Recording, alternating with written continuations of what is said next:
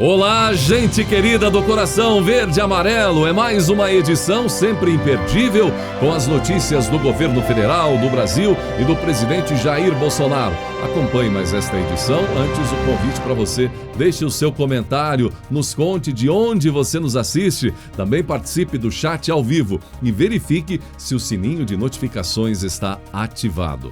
E vamos agora às notícias desta edição. E repercutiu o anúncio feito pelo presidente Jair Bolsonaro nas redes sociais da recriação do Ministério das Comunicações. O ministro será o deputado federal Fábio Faria, genro do apresentador Silvio Santos, dono do Sistema Brasileiro de Televisão SBT.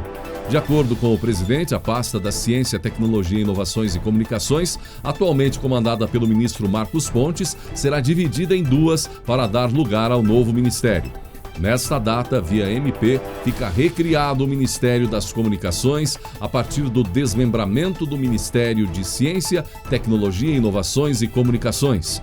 Para a pasta foi nomeado como titular o deputado Fábio Faria, Rio Grande do Norte, publicou o presidente. A função de Faria na nova pasta será unificar a comunicação do governo e pacificar a relação com a imprensa.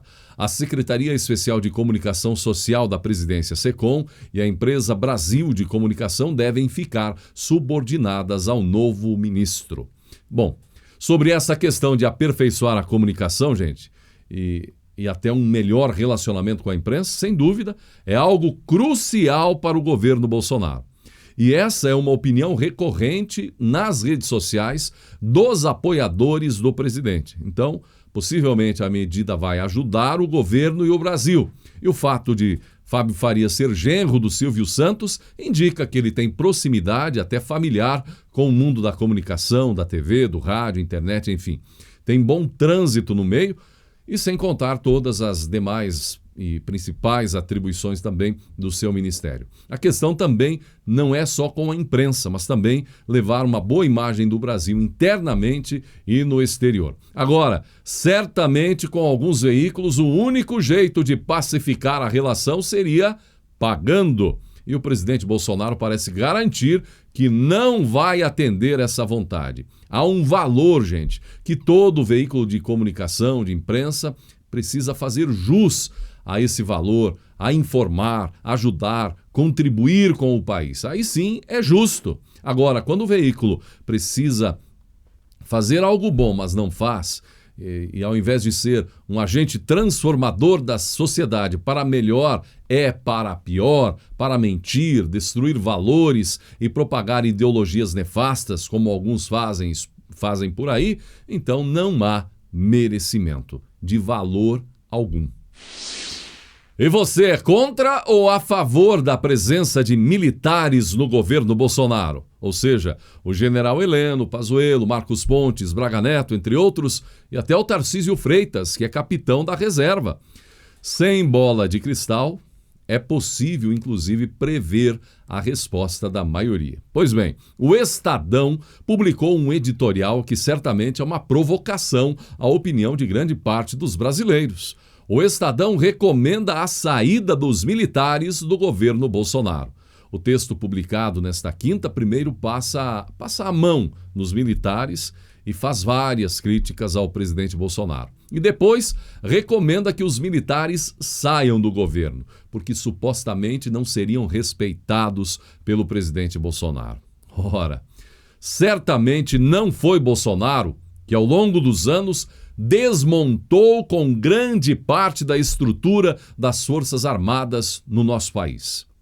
E se um governo civil, como é o governo Bolsonaro, tem tantos militares no governo, certamente isso significa respeito, dar valor, reconhecer a importância que a disciplina militar, a honra, a ética e a moral presentes no meio militar, que isso faz bem ao Brasil. Se não for assim, então o que é respeitar? Viver levantando fake news para a população acreditar que as Forças Armadas são golpistas e representam uma ameaça à nação? Por outro lado, é respeito o que muitos veículos de comunicação, incluindo alguns jornais, fazem quando desmoralizam policiais militares que por muitas vezes dão suas próprias vidas em prol da segurança do povo, da nação, e ao invés de heróis, são reconhecidos como criminosos por parte da imprensa extremista, reconhecidos como malfeitores? Ora, ao que parece, muitos temem a presença de figuras disciplinadas e honradas no governo, porque estas colocam dificuldades para a malandragem que alguns veículos extremistas desejam. Como alguém disse, para alguns veículos, o único jeito de pacificar a relação seria pagando bem. E para propor isso, o toma lá da cá, certamente a presença de militares incomoda sim, e muito, e seria uma ameaça. Por isso mesmo, alguns veículos recomendam que os militares saiam do governo. E uma reportagem do Jornal da Record trouxe mais áudios que reforçam a suspeita de que a deputada Joyce Hausmann, PSL São Paulo, utilizaria funcionários de seu gabinete para produzir vídeos e montagens com ataques a adversários políticos. A deputada Joyce chegou a fazer um pronunciamento na Câmara dos Deputados para se defender das suspeitas de que teria usado funcionários pagos com dinheiro público para produzir fake news e atacar adversários políticos. Houve ali uma montagem de conversas de quem eu não sei de quem são, disse Joyce, com áudios meus em que eu oriento edições para minha equipe de comunicação, algo absolutamente trivial e corriqueiro. Outros áudios seriam de orientações da deputada. Agora estourou aí mais uma reportagem da deputada Joyce para a edição de vídeos contra adversários políticos. Novamente, todo o trabalho seria passado por servidores contratados com dinheiro público. Essa função não está entre as atribuições dos assessores parlamentares, que deveriam prestar serviços apenas em atividades legislativas, segundo o ato da mesa diretora da Câmara. Os vídeos seriam espalhados em grupos de WhatsApp de apoiadores da parlamentar em todo o país e divulgados na internet. Nos últimos dias, Joyce Hausmann teria orientado a assessora Caroline Marcelino a preparar um ataque até contra Carlos Bolsonaro. Ela orientou Jean, assessor parlamentar que atuou para Joyce na liderança do governo e recentemente passou a fazer serviços paralelos para a deputada, a desenvolver o serviço. Caroline Marcelino também se dedicava à atividade inclusive que não teria relação com o mandato da deputada Joyce, que pretende ser candidata à Prefeitura de São Paulo. Os áudios, aliás, são reveladores. E se Joyce, além de enfrentar o problema do seu gabinete de fake news, além disso, tem mais um adversário se de fato for candidata à Prefeitura de São Paulo. É que José Luiz da Atena anunciou que será candidato pelo MDB nas eleições municipais de São Paulo. Ele, porém, ainda não decidiu se vai concorrer ao cargo de prefeito ou de vice-prefeito. As declarações foram feitas enquanto ele entrevistava o jornalista Léo Dias, quando garantiu que de vice já tem uma proposta certo de vaga. A julgar pelas críticas que Datena andou fazendo ao presidente Bolsonaro há poucos dias, tudo leva a crer que Joyce Hausmann foi quem convidou Datena para ser seu vice. Já imaginou uma chapa Joyce Datena ou Datena Joyce? E olha que coisa bonita, gente! O presidente Jair Bolsonaro compartilhou em suas redes sociais um vídeo do DENIT com mais ações concluídas pelo Brasil. Na legenda, o presidente comemorou a entrega nesta semana de mais 88,6 quilômetros de rodovia recuperada na BR-349 na Bahia, incluindo ponte sobre o Rio São Francisco. O trecho estava em péssimas condições e era um compromisso do governo com o interior baiano, declarou o presidente Bolsonaro ao compartilhar o vídeo que traz belas imagens de como ficou o serviço na nossa linda Bahia. E se você faz parte de grupos de WhatsApp e fica por dentro das informações e debates políticos do país, seja por vídeos, áudios, links, textos e opiniões, saiba que sua liberdade pode estar ameaçada, dependendo da sua opinião e do que poderá ser proposto.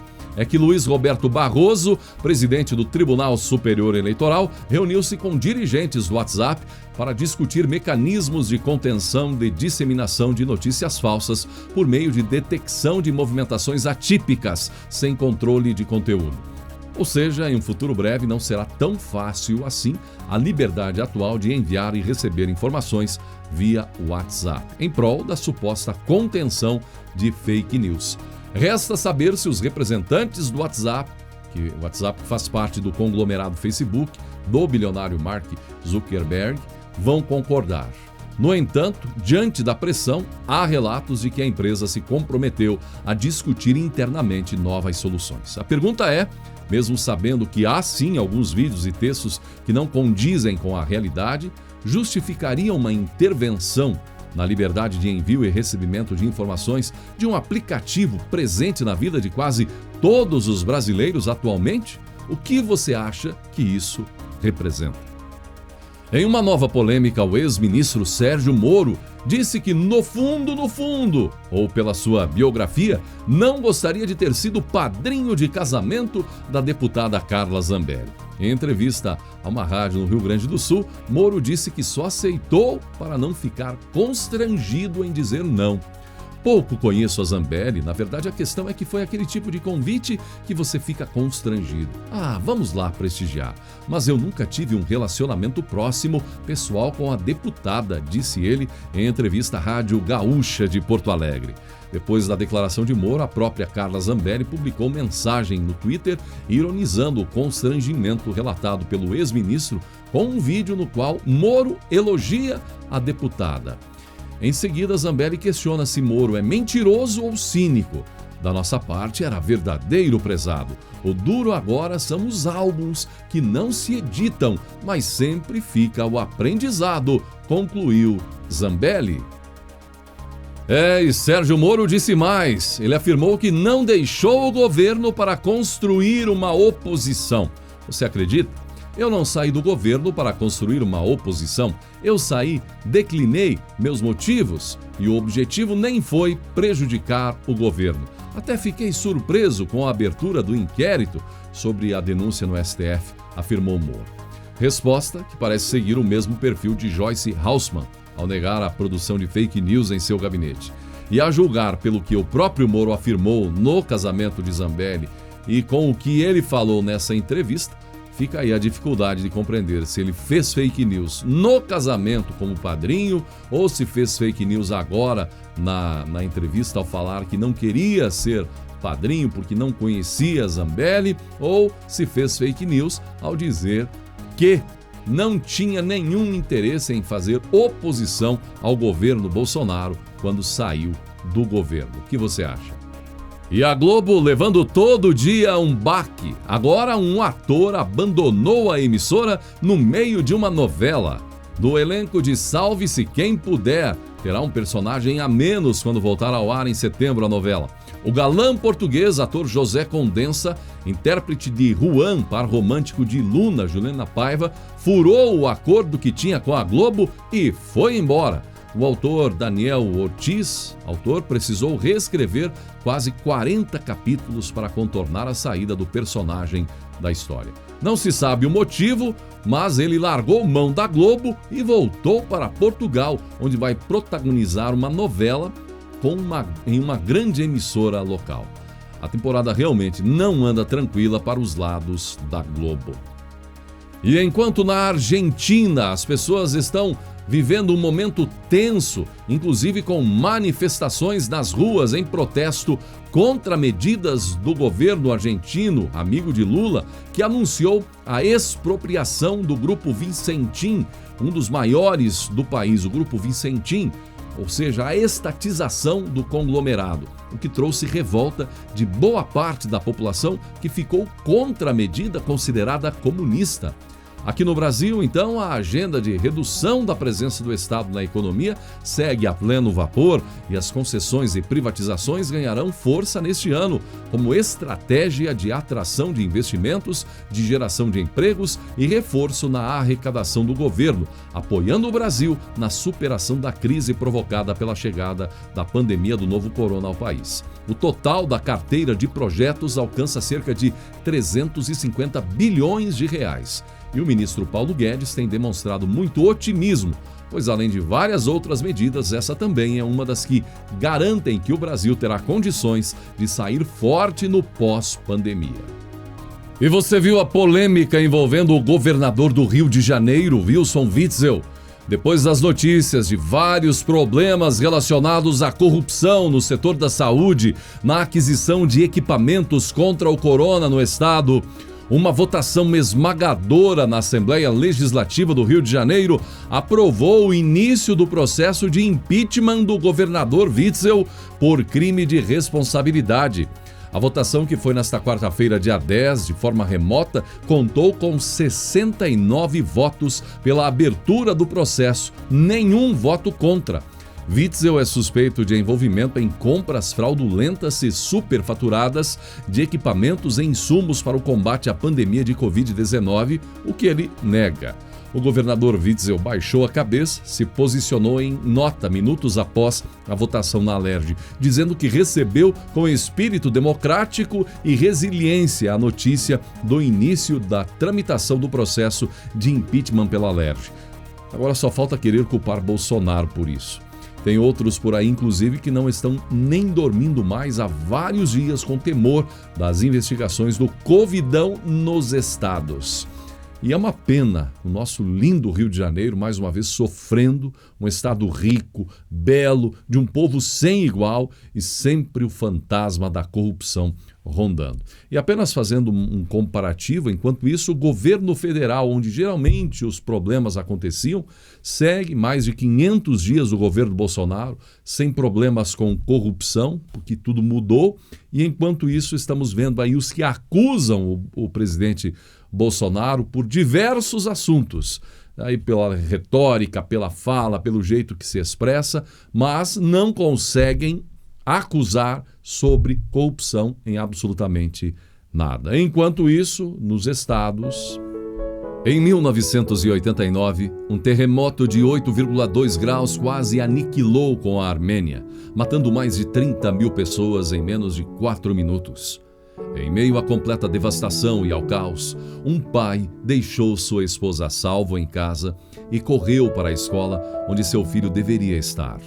O prédio tinha sido achatado como uma panqueca.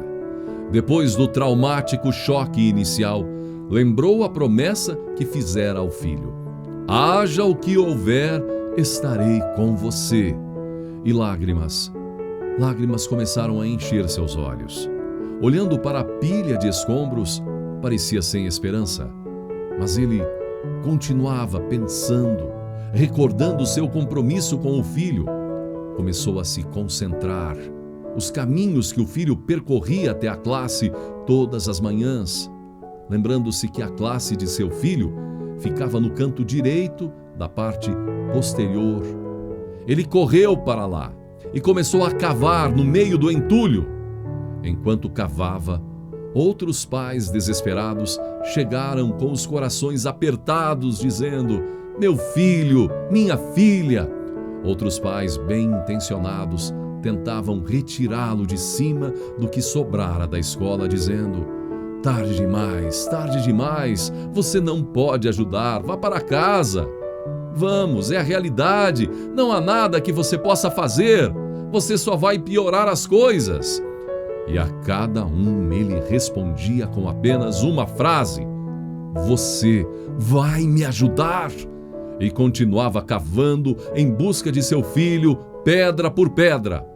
O chefe do Corpo de Bombeiros apareceu e tentou afastá-lo das ruínas da escola, dizendo: há incêndios começando e explosões em toda parte. O senhor está em perigo, nós cuidaremos de tudo, vá para casa. Ao que o pai armênio, amoroso e cuidadoso, respondia: você vai me ajudar? O policial chegou e disse: O Senhor está revoltado, decepcionado e arrasado. O Senhor está colocando outras pessoas em risco. Vá para casa. A quem ele replicou: Você vai me ajudar? Ninguém o ajudou. Ele prosseguiu sozinho, porque precisava ver com os seus próprios olhos.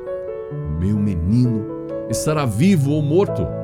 Cavou por 8 horas, 12 horas, 24 horas, 36 horas. E então, na 38ª hora, removeu uma enorme pedra e ouviu a voz de seu filho. Gritou seu nome, Armand, e ouviu em resposta: Papai, sou eu, papai. Eu disse aos outros garotos que não se preocupassem. Disse a eles que você me salvaria. E quando me salvasse, todos estariam salvos. Você prometeu, pai. Haja o que houver, estarei com você. Você cumpriu, papai. O que está acontecendo aí? Como está? Perguntou o pai. Restaram 14 da nossa turma de 33, papai. Estamos assustados, com fome, com sede e gratos por você estar aqui. Quando o prédio caiu, formou-se uma concha, como um triângulo, e isso nos salvou. Saia daí, garoto! Não, papai. Deixe os outros garotos saírem primeiro, porque sei que o Senhor vai me tirar daqui. Haja o que houver, sei que poderei sempre contar com você. Pense nisso. Tenha fé. Fé sempre. Confiar é sempre a atitude positiva quando se conhece o valor daquilo ou daquele em quem se confia. Gratidão pela atenção e que Deus abençoe a você e a sua família.